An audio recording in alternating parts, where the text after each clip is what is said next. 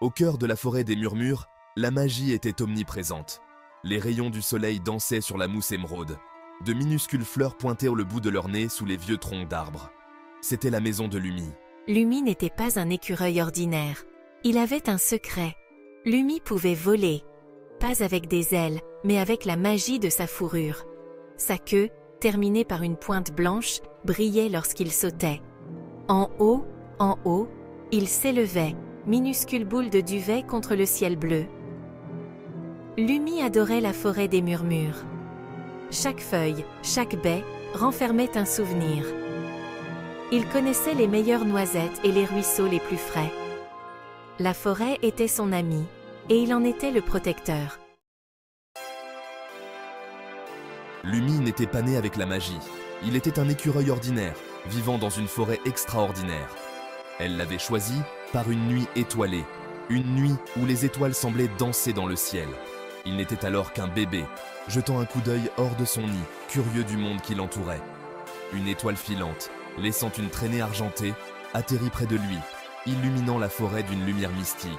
La lumière le toucha, chaude et pétillante, remplissant son cœur d'une énergie nouvelle. Lorsqu'elle s'estompa, Lumi se sentit différent, comme si un pouvoir ancien s'était réveillé en lui.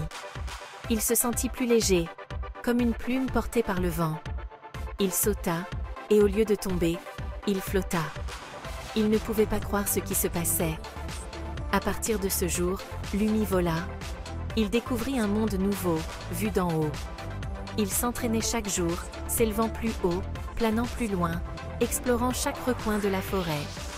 Il apprit à chevaucher le vent et à danser parmi les arbres, se sentant libre comme jamais auparavant. Sa magie était un secret qu'il chérissait profondément, un trésor qu'il gardait pour lui. Mais Lumi était loin de se douter que son don allait bientôt être mis à l'épreuve. Une épreuve qui changerait tout. La forêt des murmures avait besoin de lui, et son courage allait être testé comme jamais auparavant. Un jour, Lumi ramassait des noisettes, les joues gonflées. Il entendit une voix, grave et puissante. C'était Hibou, le vieux hibou sage. Hibou vivait dans le plus haut chêne, ses yeux observant tout. Lumi, les dangers arrivent sur la forêt des murmures. Les arbres perdent leur couleur. Les fleurs se fendent. Que se passe-t-il, Hibou? Une obscurité se répand du nord. Seul Eldor, l'esprit de la forêt, peut l'arrêter. Mais il dort profondément dans la montagne de cristal. Lumi savait qu'il devait aider. Eldor était le protecteur de la forêt des murmures. Il devait atteindre la montagne de cristal et réveiller l'esprit de la forêt. Ne t'inquiète pas, Hibou. Je trouverai Eldor. Je sauverai la forêt des murmures. Hibou hocha la tête, les yeux emplis d'espoir. Le voyage est long et périlleux, jeune homme. Sois prudent, Lumi, que la forêt te guide sur ton chemin. Et ainsi, Lumi partit pour sa quête. Il survola les feuilles murmurantes, le cœur lourd d'inquiétude, mais déterminé à sauver sa forêt bien-aimée. Lumi vola pendant des heures, la forêt s'assombrissant en contrebas. Il était fatigué et affamé. Au moment où il pensait ne plus pouvoir continuer, il repéra une clairière. En son centre était assis un renard, sa fourrure rousse brillant au soleil. Il avait l'air gentil, contrairement aux histoires que Lumi avait entendues. Prenant son courage à deux pattes, Lumi atterrit devant lui. « Excusez-moi, grinça Lumi. Je suis perdu et affamé. Pouvez-vous m'aider ?» Le renard sourit. « Bien sûr, petit. Je suis Finley. Qu'est-ce qui t'amène si loin dans les bois ?»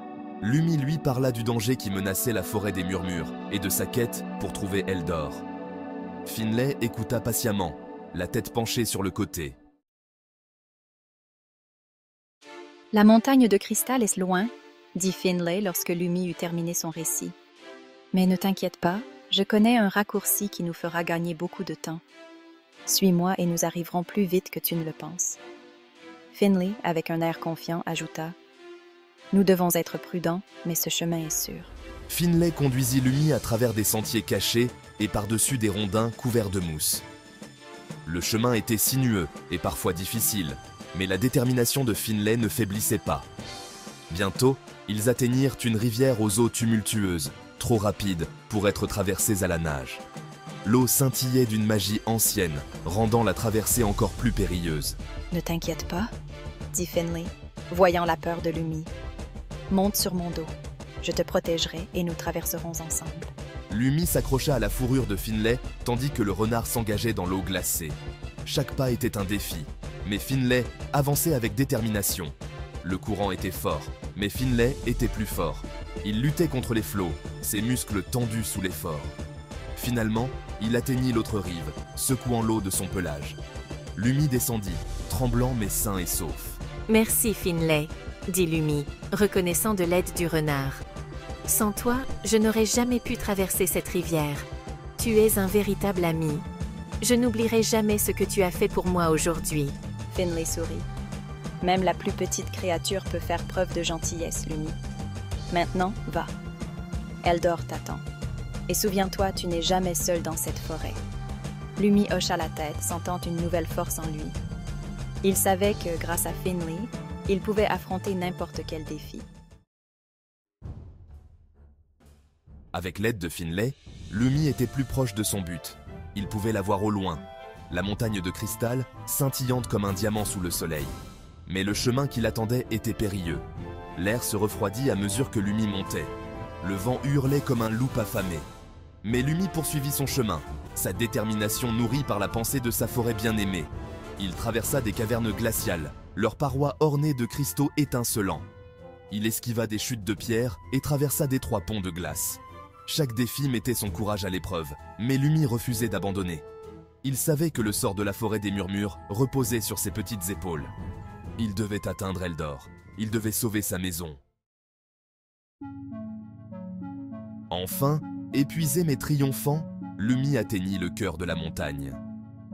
Là, dans une chambre de cristal pur, gisait Eldor, l'esprit de la forêt. « Eldor, s'il te plaît, réveille-toi.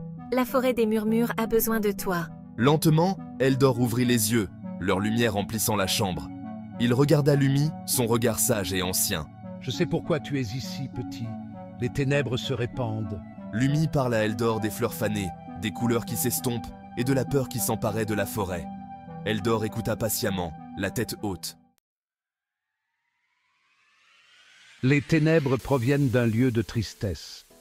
Elles se nourrissent de la peur et du désespoir. Pour les vaincre, nous devons remplir la forêt d'espoir. » Eldor toucha le front de Lumi avec son nez et une sensation de chaleur se répandit dans le corps de Lumi. Va maintenant, petit. Répands la lumière du courage et de l'espoir. Lumi sentit une vague d'énergie le traverser. Il s'envola hors de la montagne, s'élevant dans le ciel. Tandis qu'il volait, une traînée de lumière dorée le suivit, touchant les arbres et les fleurs en contrebas. Partout où la lumière touchait, les couleurs revenaient. Les fleurs s'épanouirent à nouveau, leurs pétales éclatants et parfumés. Les arbres se balancèrent doucement, leurs feuilles bruissant d'une vie nouvelle. Lumi survola toute la forêt des murmures, répandant la lumière d'Eldor. Il toucha chaque recoin, du plus haut chêne au plus petit champignon. Et tandis qu'il volait, il sentit les ténèbres reculer.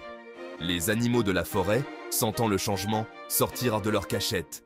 Ils contemplaient la forêt revitalisée avec émerveillement, les yeux emplis de gratitude. Lumi avait réussi. Il avait sauvé la forêt des murmures. Il avait affronté ses peurs, embrassé son destin et ramené l'espoir dans sa forêt bien-aimée. Il atterrit sur une branche, le cœur débordant de joie. Il ne s'était jamais senti aussi petit et pourtant si important. Il avait appris que même la plus petite créature pouvait faire une grande différence. À partir de ce jour, Lumi fut connu dans toute la forêt des murmures comme un héros. Son nom résonnait à travers les arbres et son histoire était racontée par tous les habitants de la forêt. Les animaux le saluaient avec respect et admiration. Ils se souvenaient de son courage et de sa détermination, et il s'avère que Lumi était un exemple à suivre. Les arbres se balançaient en son honneur, comme s'ils chantaient une mélodie douce pour célébrer ses exploits. La forêt entière semblait vibrer de gratitude et de fierté. Mais Lumi n'oublia jamais la leçon qu'il avait apprise. Il se souvenait toujours de l'importance de la gentillesse et du courage, et il savait que ces qualités étaient essentielles pour maintenir la paix dans la forêt. Il continua à voler à travers la forêt, répandant la gentillesse et le courage partout où il allait. Chaque jour, il trouvait de nouvelles façons d'aider ses amis et de protéger son foyer. Il savait que la véritable force ne résidait pas dans la taille ou le pouvoir, mais dans la volonté d'affronter ses peurs et de se battre pour ce qui était juste. Lumi montrait à tous que même les plus petits pouvaient être les plus grands héros. Et il savait que même le plus petit acte de bravoure pouvait faire la plus grande différence. Chaque geste, aussi minime soit-il, avait le pouvoir de changer le cours des choses. L'histoire de Lumi devint une légende, transmise de génération en génération de créatures de la forêt. Les anciens racontèrent ses aventures aux plus jeunes, inspirant ainsi de nouvelles générations de héros. Un rappel que même dans les moments les plus sombres, l'espoir peut triompher et que même le plus petit des héros peut accomplir des choses extraordinaires. La lumière de Lumi brillait toujours, guidant les cœurs courageux à travers les ombres.